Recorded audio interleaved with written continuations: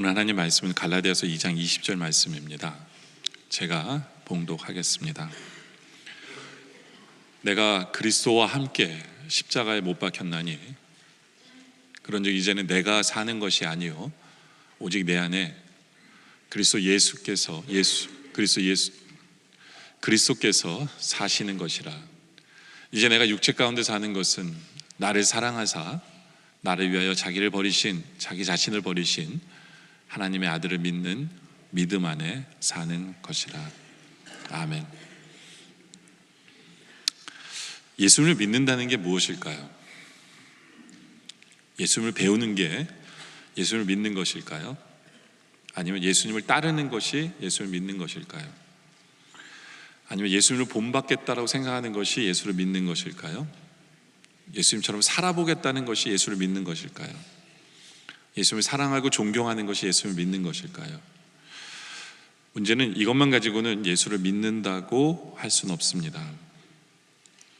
예수를 믿는다라는 것은 십자가에 대해서 좀 더 확실하게 알아야 돼요. 예수를 믿는다는 것은 우리 20절의 고백처럼 내가 그리스도와 함께 십자가에 못 박혔나니 라는 이 고백을 이해해야 돼요. 이 고백을 알아야 우리는 예수를 믿는다는 것이 뭔지를 제대로 안다라고 알 수 있습니다. 그래서 오늘 우리가 이 갈라디아서 2장 20절을 좀 더 자세히 보기를 원해요. 그래서 우리가 제대로 이해하고 적용함으로 인해서 우리가 믿음이 제대로 좀 정립되어진 우리의 모습이기를 원하는데요. 그래서 오늘 설교 제목이 갈라디아서 2장 20절 이해하고 적용하기입니다. 그러려면 첫째로 우리가 그리스도와 함께 십자가에 못 박힘에 대해서 우리가 자세히 생각해 볼 필요가 있습니다. 우리는 보통 20장만 보고 20절만 보고 20절을 설명해 나가는데요. 이거를 이해하려면 19절까지 봐야 돼요. 도대체 예수님과 십자가에 못 박혔다는데 도대체 뭐가 십자가에 못 박혔는지, 뭐에 대해서 십자가에 못 박혔는지를 우리가 알아야 되는데, 왜 이 사도 바울이 이 예수님과 십자가에 못 박혔다는 얘기를 왜 하는지는 19절을 봐야 이해가 됩니다. 19절에 보면 내가 율법으로 말미암아 율법에 대해서 죽었다는 이야기를 하기 위해서 십자가에 못 박혔다는 얘기를 하는 거예요. 십자가에 못 박히면 죽은 거잖아요. 그렇죠? 죽었다는 얘기예요. 죽었다. 근데 왜, 뭐에 대해서 죽었느냐? 율법에 대해서 죽었다는 이야기를 하려 합니다. 내가 율법으로 말미암아 율법에 대해 죽었나니 이는 하나님에 대하여 살려 함이라. 여러분들, 율법에 대해서 죽었다라는 이 표현은요, 아주 중요한 신학적인 의미가 있습니다. 보통 사람들은 율법에 대해서 자유하는 방법이, 율법에 대해서 자유로운 방법은요, 두 가지가 있어요. 첫째는 우리가 율법을 다 지키면 자유로울 수 있어요. 네. 그럼 우리는 제일이 안 가요. 다 지키면 제일이 안 가죠. 그죠? 그게 이제 자유로운 방법이에요. 근데 이건 impossible이에요. 이렇게 할 수 있는 사람은 아무도 없어요. 그러면 두 번째로는 율법에 대해서 자유로우려면 어떻게 해야 돼요? 죄가를 치르면 돼요. 죄가를 치러야만 율법에 대해서 자유로울 수 있는 거예요. 누가 도둑질을 했다고 생각해 보세요. 그러면 분명히 도망자의 신세를 하든지 아니면 감옥 갔다 오면 되잖아요. 그럼 죄가를 치르면 자유로워지는 거잖아요. 근데 문제는 뭐냐면 율법을 어기면, 죄를 지면 하나님 말씀하신 죄과는 뭐예요? 죽어야만 해요. 죽어야만 해요. 그러니까 죽지 않으면 그 죄가를 치를 수가 없고 자유할 수가 없어요. 그래서 우리는 알아요. 우리의 죄 대신에 누가 죽으신 거예요? 예수님이 십자가에 달려 죽으셨어요. 십자가에 달려 죽으심으로 말미암아 우리 죄가가 사해지는데, 문제는 뭐냐면요, 문제는 이렇게 한 번 죄를 지면 그렇지만 우리는 계속해서 죄를 지잖아요.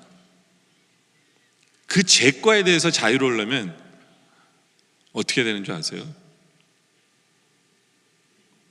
보통 세상법도 그래요. 내가 사형 언도를 받고 감옥에 있잖아요. 그럼 언제 자유로워집니까? 죽으면 감옥에 나올 수 있어요. 죽으면 자유로워지는 거예요. 그 원리랑 똑같은 거예요. 우리가 율법에 대해서 자유하려면 내가 죽어야 돼요.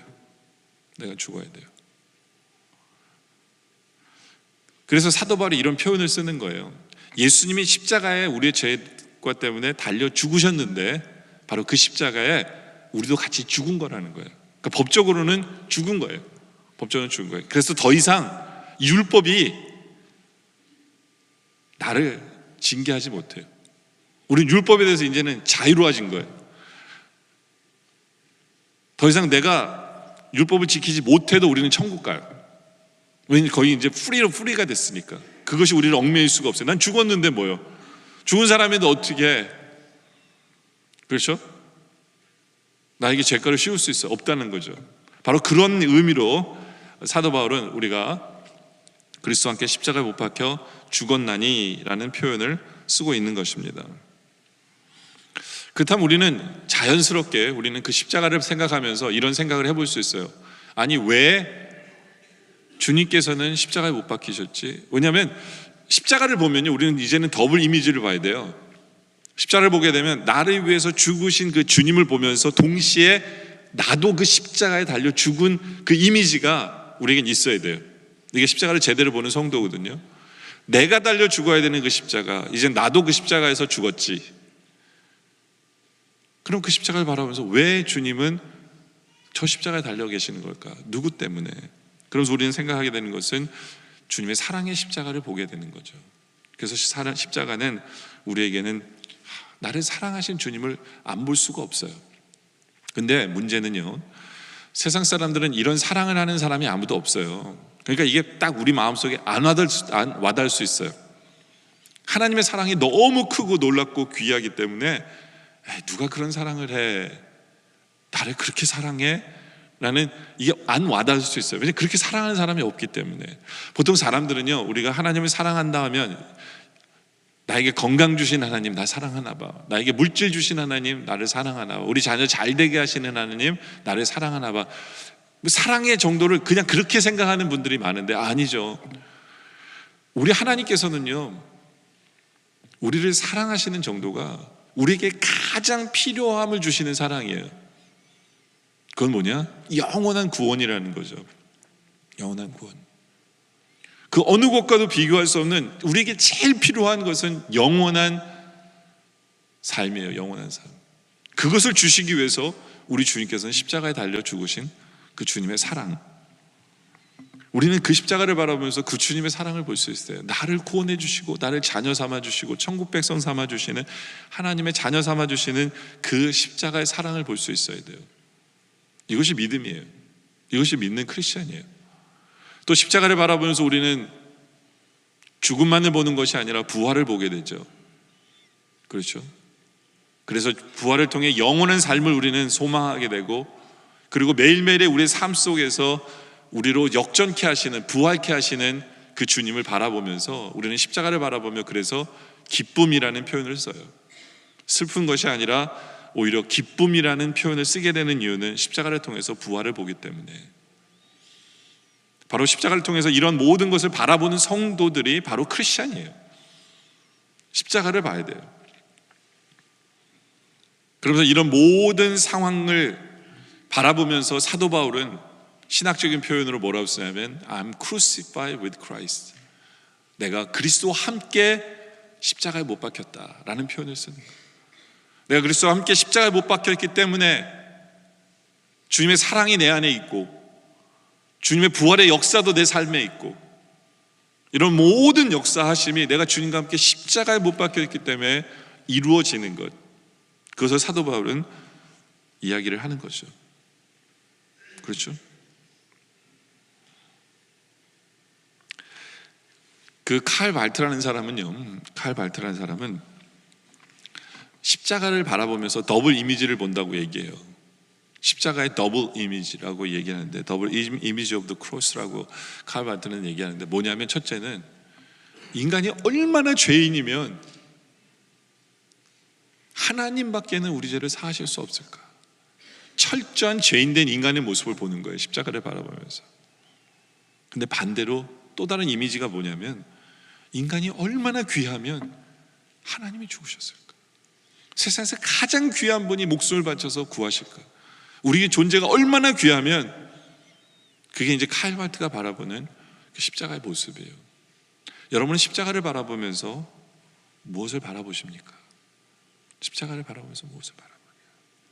근데 사도 바울은 십자가를 바라보면서 내가 그리스도와 함께 십자가에 못 박혔다라는 이 함께 죽음에 대한 얘기를 바라보면서 이제는 사도 바울은 나는 날마다 죽노라라는 표현을 써요. 그건 고린도전서 15장 3절에서 31절에 얘기하는데, 형제들아 내가 그리스도 예수 우리 주 안에서 가진 바 너에게 대한 나의 자랑을 두고 단언하니 나는 날마다 죽노라. 왜냐하면 사도 바울은 십자가를 보면서 부활을 보기 때문에 십자가 뒤에 있는 부활을 보면서 자기가 날마다 져야 될 십자가를 생각하면서 나는 날마다 십자가죠. 왜냐하면 부활이 있기 때문에 이런 표현을 한 거예요. 나는 날마다 죽노라. 이건 십자가를 묵상하는 성도들만이 이런 고백을 할 수 있는 거거든요. 저는 우리 성도들이 사도 바울처럼 이런 고백을 할 수 있으면 좋겠어요. 나는 날마다 죽노라. 십자가를 바라보면 부활을 보기 때문에 주님, 전 부활을 바라보면 저 주님 십자가 지고 주님 쫓습니다 라는 이 고백이 십자가를 제대로 바라보는 성도들의 모습이다 라는 거죠. 여러분들, 오늘 22장 20절에도 보면요, 내가 그리스도와 함께 십자가에 못 박혔나니. 근데 못 박힌 것으로 끝난 게 아니에요. 뒤에 축복이 기다리고 있어요. 축복이. 그게 뭔지 아세요? 그런데 이제 내가 산 것이 아니라 축복이 뭐냐면, 그래서 오직 내 안에는 그리스도께서 사시게 된 거죠. 우리가 이 축복을 누리고 있는 거예요. 아까도 우리가 인사했죠. 우리 안에 주님께서 사십니다. 예수님이 사십니다. 이게 두 번째 포인트예요. 내 안에 사시는 그리스도. 이것은 은혜인데요, 20절 다시 한 번 더 보면 오직 내 안에 그리스도께서 사시는 것이라. 여러분들, 예수 믿으면서 가장 큰 축복이 뭐라고 생각하세요? 여러분들은요? 그건 뭐냐면 우리 주님이 내 안에 사시는 거예요. 주님이 나와 함께 하시는 거예요. 이게 가장 큰 축복이에요. 사도 바울은 자기 삶 속에 주님이 계신 것을 바라보면서 이것을 은혜라고 표현해요. 은혜라고. 갈라디아서 2장 9절에 보면 또 기둥같이 여기는 야고보와 게바와 요한도 내게 주신 은혜를 알므로라고 얘기하죠. 사람들이 사도 바울을 보면 은혜로 보는 거예요. 하나님이 저 사람을 사랑하는구나. 사도 바울 삶 속에는 은혜로 가득 찬 거예요. 왜냐하면 주님이 계시기 때문에. 사도 바울은 자기의 삶을 이렇게 돌아보면서 참 모든 것이 은혜다 생각을 하는데, 사도 바울은요, 길리기아 다소라는 곳에서 태어났어요. 그러니까 유대의 땅이 아니에요. 외국에서 태어난 이민자예요. 지금 말하면 우리 자녀들 같아요. 한국에서 태어난 게 아니라 여기서 태어났어요. 근데 옛날에 이민자는 디아스포라는 되게 힘들었어요. 삶이, 고향을 떠난 삶이기 때문에 되게 힘들었어요. 율법을 지키기도 어렵고 신앙을 지키기도 힘들어요. 그러니까 얼마나 힘들었겠어요. 그러니까 불평불만도 있었을 거예요. 근데 나중에 사도 바울이 자기가 하나님을 섬기는 종이 되고 보니까 이게 너무 큰 은혜예요. 왜냐하면 자기는 펄펙하게 바일랭귀얼이에요. 두 가지 랭귀지를 확실하게 하는 거예요. 헬라어랑 히브리어를 확실하게 해요. 그러니까 복음 전도자로서 최상의 은사를 갖고 있는 거예요. 생각해보니까 너무 감사한 거예요. 하나님의 은혜다 라고 생각할 수밖에 없죠. 그렇죠? 그뿐만 아니라 자기 삶을 돌아보면 사도 바울은 나를 참 오랫동안 참아주신 그 하나님, 그렇잖아요. 예수 믿는 사람을 죽이고 다녔는데 우리 주님이 참고 기다리신 거잖아요. 스데반까지 죽였는데, 그리고 참고 기다리시다 어느 순간 되니까 주님이 목덜미 딱 잡더니 잡아채시는 하나님의 은혜를 알아요. 그래서 사도 바울이 빌립보서 3장 12절에 이런 고백하죠. 내가 이미 얻었다는 도 아니라 온전히 이루었다는 도 아니라 오직 내가 그리스도 예수께 잡힌 바 되었다고 표현해요. 자기는요, 강권적으로 주님께 잡힌 바 된 사람이에요. 자기가 찾아온 게 아니라 예수 믿는 사람을 죽이러 가는 길에 예수님이 그냥 탁 나타나가지고 사도 바울을 잡아채신 거예요. 그 은혜가 자기에게 있다라고 표현을 해요. 또 사도 바울은 또 다른 은혜는 뭐냐면 자기가 약점이 있어요. 갈라디아 교회에서 사도 바울이 설교하다가 쓰러진 적이 있거든요. 그 사람들이 그 병이 간질이라고 생각해요. 간질. 여러분들, 설교하는 사람이 간질에 걸리면 이게 은혜가 안 돼요. 특히 이미 예수 믿는 사람들에게 간질 증상이 설교하다 증상이 일어나면 문제가 안 되는데, 예수 안 믿는 사람한테서 간질 증상이 일어나면 이게 왠지 어떻게 되겠어요? 그렇죠? 근데 그런 증상이 있어요. 근데 하나님께서는 안 고쳐줘요. 사도 바울은 남의 병은 다 고치고 다니면서 지 병은 못 고쳤거든요. 왜 하나님께서 그렇게 하셨을까? 근데 사도 바울 생각해 보니까 그것만큼 큰 애가 없는 거예요. 왜냐하면 늘 옆에 의사인 누가를 붙이고 다니게 하시고요. 네? 그리고 무엇보다 사도 바울이 겸손케 하는 거예요. 이게 없었으면 사도 바울은 자기가 되게 잘난 줄 알았을 거예요. 왜냐하면 온갖 능력을 다 행하고 다니니까. 근데 겸손케 하시니까 하나님을 바라보면서 은혜구나. 내가 다른 사람 구원하고 내가 잘못하면 나는 구원을 못할 수 있었을 텐데 교만해져서 겸손케 하시니까 이게 은혜구나. 사도 바울은 그걸 은혜라고 표현합니다. 또 사도 바울은 자기 삶의 은혜를 뭐라고 표현하면 경륜적 은혜라고 표현을 해요. 에베소 3장 2절에 보면 이런 표현이 있어요. 너희를 위하여 내게 주신 그 하나님의 그 은혜의 경륜을 너에게 들었을 터다. 경륜은 뭐냐면 역사 속에 나를 사용하시는 은혜, 역사 속에 나타나시는 하나님의 능력, 이런 것들이 경륜의 은혜예요. 사도 바울이 가만 자기 삶을 생각해 보니까 하나님의 은혜가 너무 큰 거예요. 왜냐하면 나를 유대인의 식구로 유대인으로 태어나게 하신 거잖아요. 그러니까 하나님의 구원이 세상을 창조하시고 아브라함을 택하셔서 그 유대인의 민족을 통해 복이 이방인으로 오게 하시는 그게 하나님의 방법인데 그 자리에 자기가 있는 거예요. 유대인이 이방인에게 복음을 전하는 그 자리, 복을 전하는 그 자리에 자기가 있는 거예요. 그 하나님의 역사 속에 자기가 있는 거예요. 그 하나님의 경륜을 보는 거예요. 역사 속에서 자기를 사용하시는 그 하나님, 얼마나 감사한지 모르는 거죠. 사도 바울은 그것을 은혜라고 표현해요.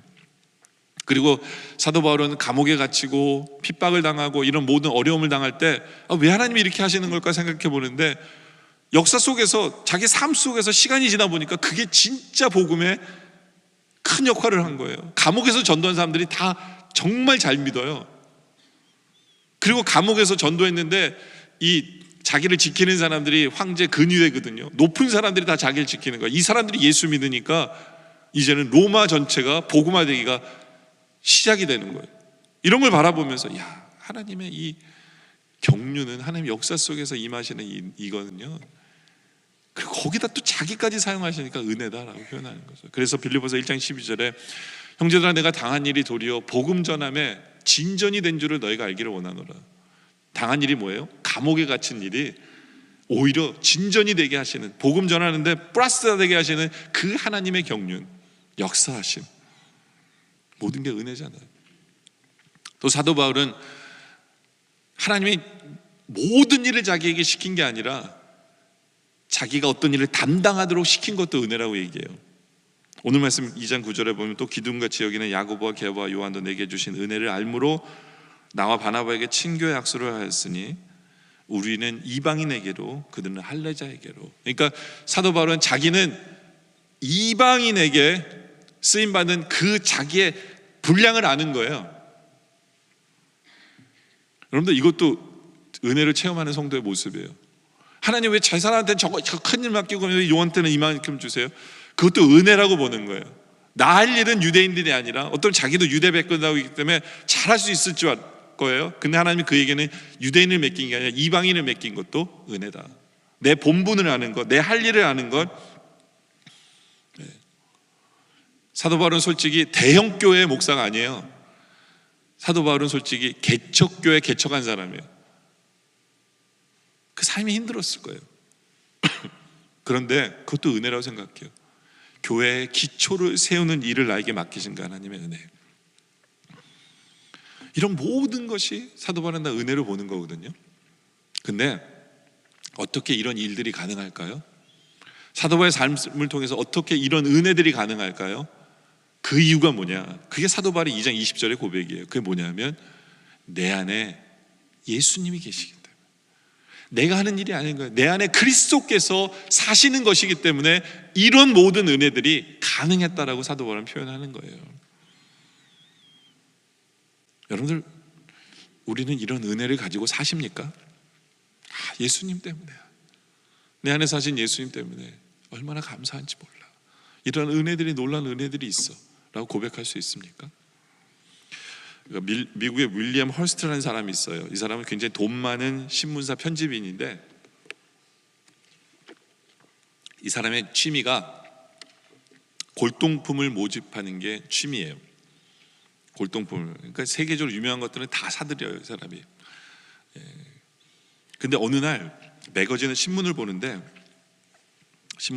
유럽 왕가에서 사용한 도자기가 있는 거예요. 너무 사고 싶은 거예요.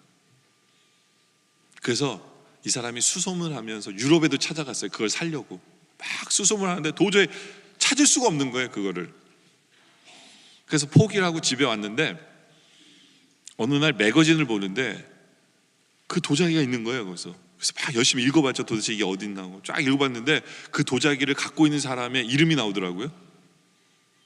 보니까 자기가 갖고 있는 거예요. 그러니까 자기가 예전에 사놨는데 하도 많은 걸 사가지고 그걸 사놓은 줄 모른 거야.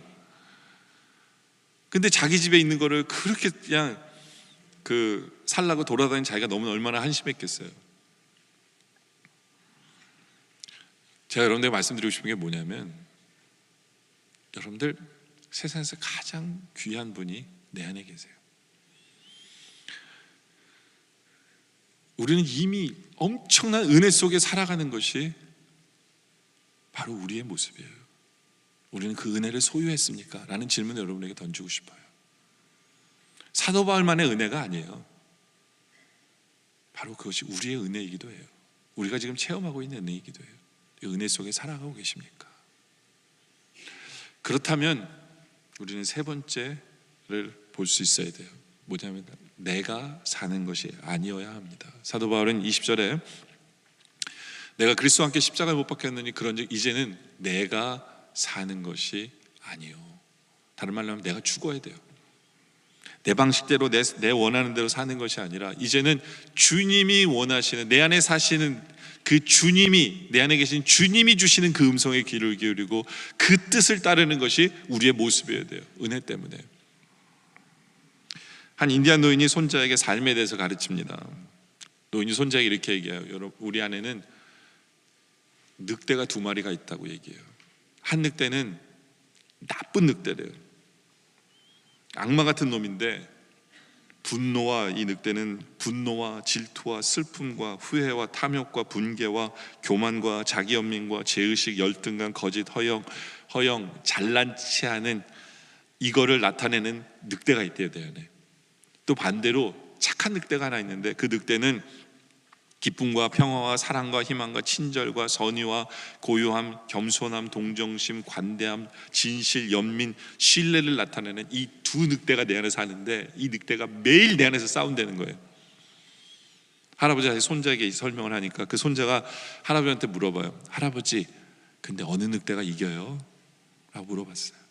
이 할아버지가 뭐라고 얘기하냐면 그거야 내가 먹이를 주는 놈이 이기지 라고 얘기했대요. 굉장히 지혜로운 대답 아니에요? 누가 이기느냐, 누구에게 달렸다고요? 너에게 달렸다는 거예요. 네가 어느 소리를 듣고 어느 늑대에게 먹이를 주느냐에 따라 그 승패가 결정난다 라는 거예요. 여러분들, 우리 안에는 주님이 사세요. 그럼 우리는 지금도 사탄의 영향을 받고 살아요. 예전에는 우리는 사탄에게 질 수밖에 없었어요. 근데 이제는 아니에요. 내 안에 사신 주님을 선택하면 우리는 이길 수밖에 없어요.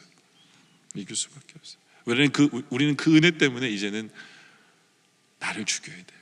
내 생각, 내 방식, 내 경험, 오직 주님의 뜻만이 살아야 되는 것이 바로 우리의 모습이다 라는 거죠. 여러분들, 우리 한국 역사 보면 김익도 목사님이라는 분이 있으신데 이분이 원래 유명한 깡패였어요. 근데 이분이 예수를 믿고 나서 부고장을 돌렸어요, 사람들한테. 예전에 김익도는 죽었다 이렇게 부고장을 돌렸어요. 그 사람들이 그래 예수 믿고 김익도가 죽었다는데 한번 실험해 볼까 해가지고 어떤 그 가게집 아줌마가 김익도가 이렇게 지나가는데 그 쌀 씻은 물을 김익도한테 확 부어버린 거예요. 그랬더니 그 물벼락을 딱 맞고는 그 당시에는 김익도 전도사였는데 그분이 뭐라고 그랬냐면 내가 죽어서 네가 산다 이러더래요. 맞는 얘기잖아요. 내가 살았으면 너는 죽었어 나한테. 근데 내가 죽으니까 네가 사네. 이게 바로 예수님과 함께 죽은 성도의 모습이에요. 내 고집, 내 방식, 내 성격이 사는 게 아니라 주님의 뜻만이 사는 것. 이것이 십자가에 함께 못 박힌 성도의 모습입니다. 근데 여러분들, 우리가 그럼에도 불구하고 항상 우리는 완전할 수 없어요. 우리는 넘어져요. 그렇죠? 오늘 말씀해 보면 베드로도 넘어져요. 베드로도, 사도 베드로도 넘어져요. 그게 이제 오늘 본문에 다 나와요. 오늘 본문 갈라디아서 2장이 오늘 본문인데 2장 11절에 보면 게바가, 베드로가 안디옥에 이르렀을 때 책망받을 만한 있기로 내가 그를 대면하여 책망합니다. 그 뭐냐, 사도 바울이 사도 베드로를 야단을 치는 거예요. 제가 지난번에 설교할 때 한번 얘기했죠. 왜 야단치냐면 사도 베드로는 이방인에게 복음을 전하는 게 하나님 뜻인 걸 분명히 알잖아요. 그걸 알았어요. 알고 이방인들과 식사를 나누고 하고 있는데 갑자기 유대인이 온 거예요. 그게 2절이거든요. 야고보에서 온 어떤 이들이 이르기 전에 게바가 이방인들과 함께 먹다가 그들이 오매 그 할례자들이 누가 하면 유대인들이 두려워서 어떡합니까? 먹다가 갑자기 떠난 거예요. 그 자리를 피한 거예요. 그러니까 문제는 뭐냐면 그와 함께 먹었던 사도 베드로와 같이 왔던 예수 믿는 유대인들이 어떡합니까? 23절에 남은 유대인들도 그와 같이 외식함으로, 외식하는 건 뭐예요?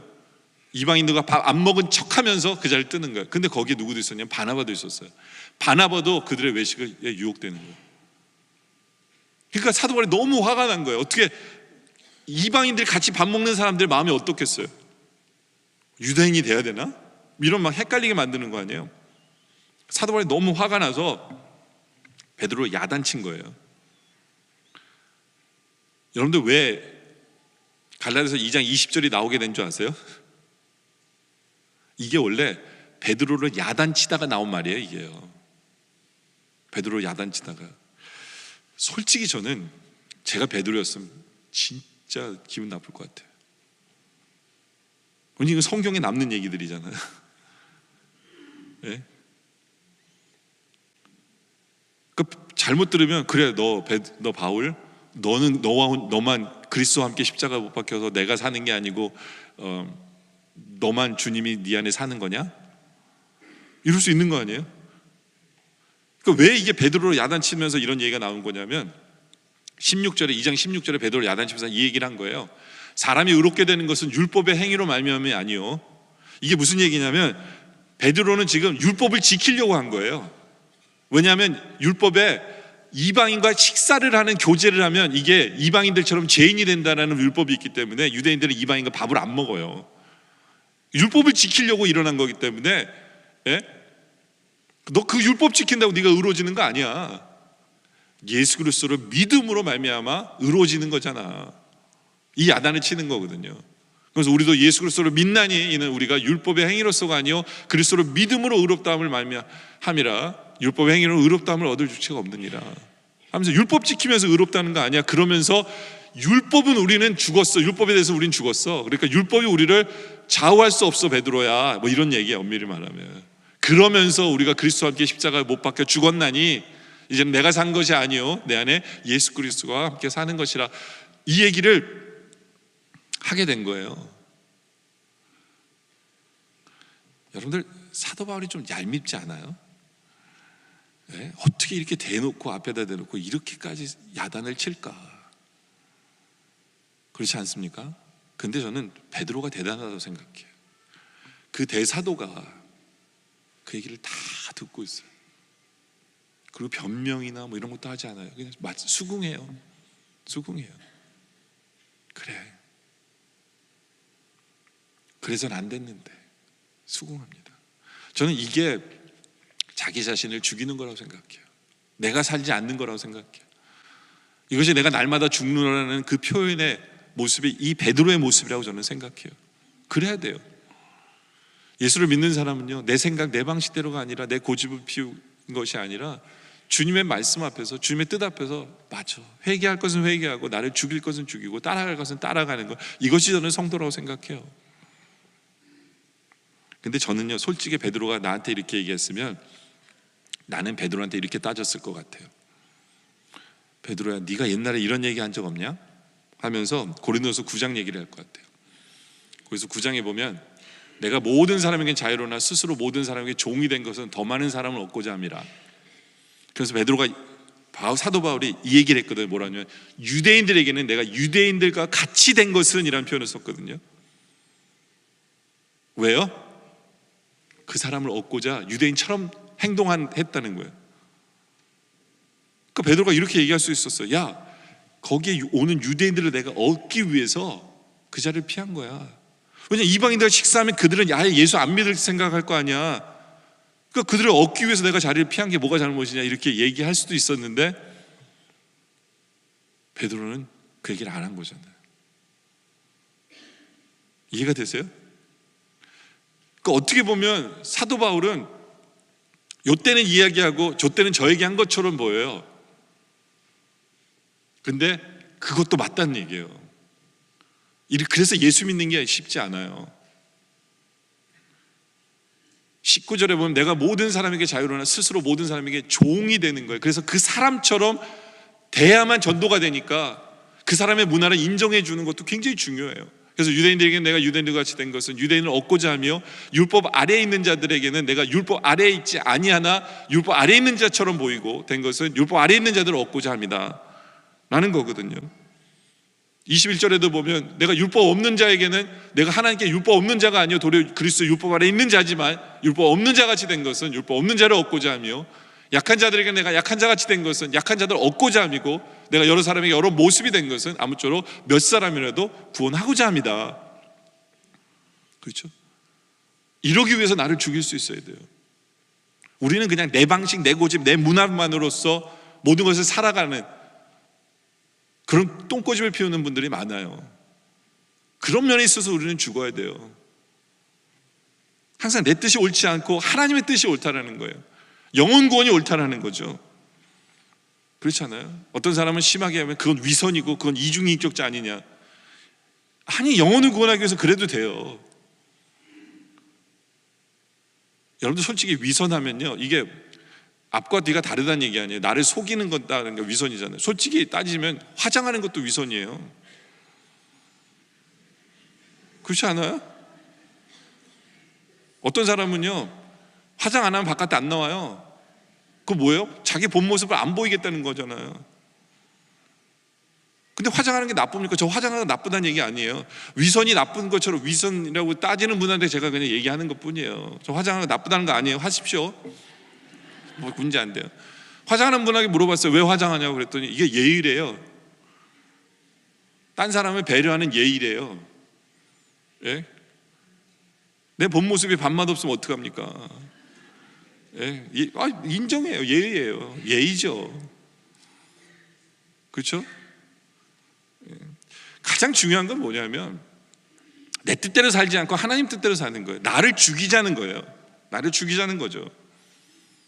하나님의 뜻이 무언가에 대한 고민을 하자는 거예요. 내 안에 그리스도가 계시니까 얘기해 주실 거 아니에요. 내 안에 계신 그리스도가. 그 소리대로 살라는 거예요. 제가 예전에 필라델피아에서 교육 목사도 같이 했거든요. 근데 우리 전도사님들이 우리 애들한테 항상 하는 얘기가 있어요. 그 졸업 시즌이 되면 우리 애들한테 항상 뭐라 하냐면 노 프람이에요. 노 프람. 프람 가면 안 된다고. 졸업 파티 가면 안 된다고. 근데 우리 교회만 그런 게 아니라 모든 그 필라델피아에 있는 교회들 다 전도사님들은 애들 프람 못 가게 했어요. 그래서 프람 가는 애들은 몰래 갔지 대놓고 가지 못했어요. 왜냐면 그게 죄인 것처럼 이렇게 막 전도사님들이 얘기를 했기 때문에. 근데 달라스 갔더니 다 가더라고요. 그리고 전도사님들이 가지 못하게 하는 사람 한 명도 없더라고요. 왜 그런 줄 아세요? 생각이 틀리기 때문에 그래요. 동부에서는 프람을 가는 이유가, 프람을 가는 애들의 생각 멘탈리티가 뭐냐면 처녀 성과 총각 그걸 뛰는 날이라고 생각하는 애들이 굉장히 많아요. 하룻밤을 보내는 특별한 날이라고 생각하는 애들이 동부에서는 되게 많아요. 그게 문화예요. 그래서 이제 누구랑 프랑 가면 아 쟤랑 잤구나 이제 이렇게 생각을 해요. 동부에서는. 근데 달라스 왔더니 전혀 그런 문화가 아니에요. 건전하더라고요. 그러니까 이게 문화에 의해서 이제 전사님들도 이제 사역인 내용이 틀려지는 거죠. 근데 만약에 생각해 보세요. 동부에 사는 애가 그런 문화 속에 있는 애가 갑자기 엄마한테 그런 거예요. 엄마, 나는 프람을 가야 되겠어. 왜냐면 내가 기도해 보니까 하나님이 가래. 왜냐하면 이런 저질스러운 프라하의 문화를 이제 누군가가 크리스찬이 가서 얼마나 건전하게 놀 수 있는가를 보이는, 그래서 건전한 문화로 바꾸는 사명이 나에게 있는 것 같아. 그래서 나는 내 친구랑, 크리스찬 친구랑 갈 거야. 허락해 주세요. 그럼 가는 게 옳은 거예요? 안 가는 게 옳은 거예요? 그렇죠?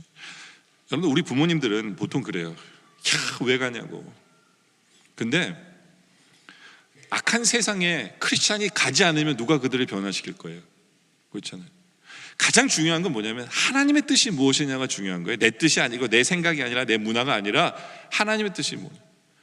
그러니까 우리가 항상 무조건적으로 자동적으로 대답이 아니라 하나님의 뜻이 무엇인가. 그래서 나는 죽이고 내 안에 계신 성령님의, 내 안에 계신 예수님의 뜻을 쫓는 것이 신앙이에요. 그것이 그리스도와 함께 죽은 자의 모습이에요. 내 안에 그리스도가 사신 것을 고백하는 성도의 모습이라는 거죠. 모르겠어요. 제 말이 어려웠는지 모르지만 그래서 예수 믿는 게 쉽지 않아요. 그렇지만 내 안에 계신 성령님이 나에게 알려주세요. 이렇게 살아야 되지 않겠냐. 나를 죽이고 그것을 따라가는 것이 크리스찬이다 라는 거죠. 이제 말씀 결론을 내리죠. 여러분들 혈액형이 바뀔 수 있는 거 아세요? 저는 이때까지 혈액형이 절대로 못 바뀐다고 생각했거든요. 근데 혈액형이 바뀔 수 있대요. 언제 바뀌는지 아세요? 언제 바뀌냐면 골수 이식을 하면 바뀐대요.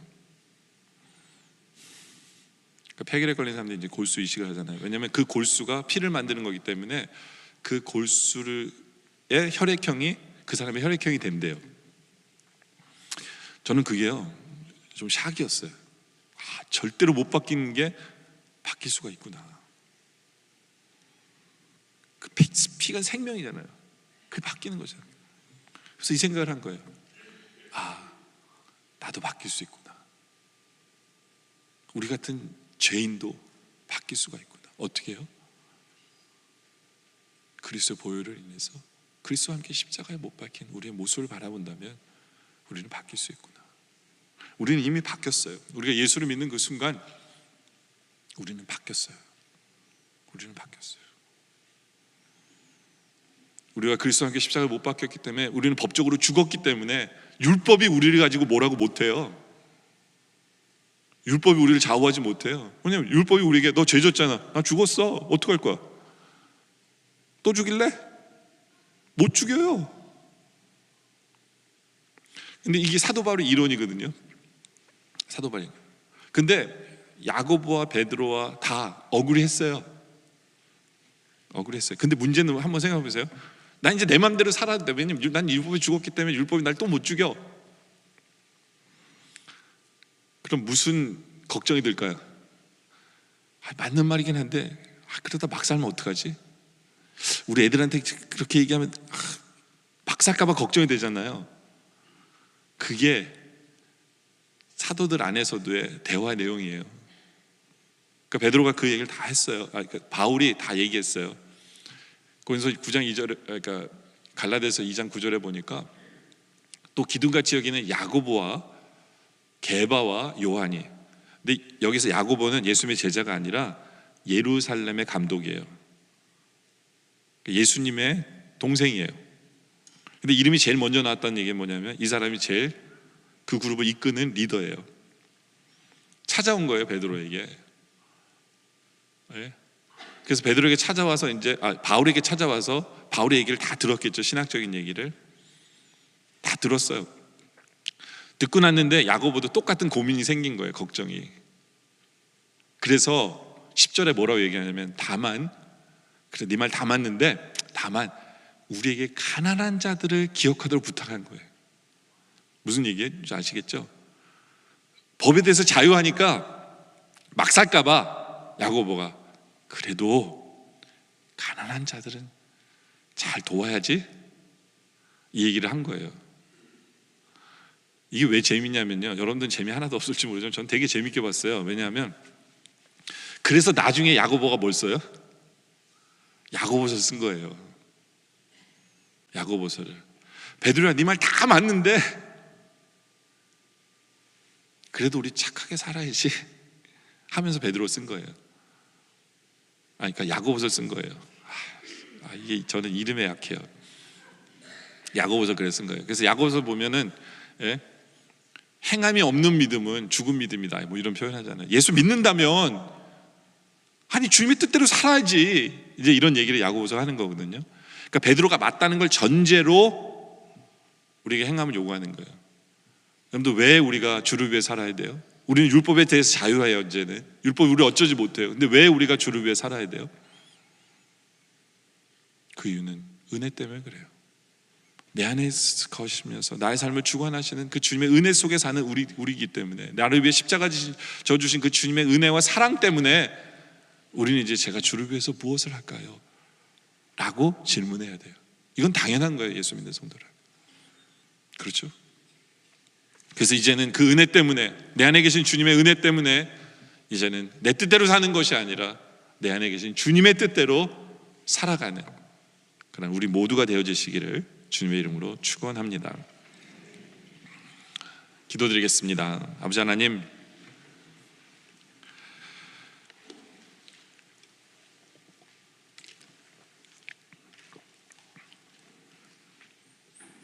율법의 법 때문에 죽을 수밖에 없는 죄인들, 그러나 우리를 그리스도와 함께 십자가에 못 박고 우리가 죽었기에 이제는 율법으로도 자유케 하심에 주님 감사를 드립니다. 이제 그 은혜 때문에, 또 주님이 내 안에 계시는 그 은혜 때문에, 지금도 나의 삶을 인도해 주시는 그 은혜 때문에 이제는 내가 살지 않게 하여 주시옵소서. 내 뜻대로 살지 않게 하여 주시옵소서. 내 방식대로, 내 경험대로, 내 생각대로 살지 않게 하시고 늘 주님의 뜻, 내 안에 계신 그 주님의 음성에 귀를 기울이며 그 뜻에 순종하며 주님 원하시는 길로 늘 살아가는 우리의 모습 되게 하여 주시옵소서.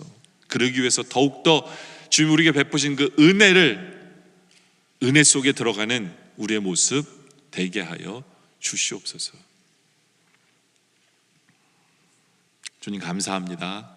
예수님의 이름으로 기도드립니다.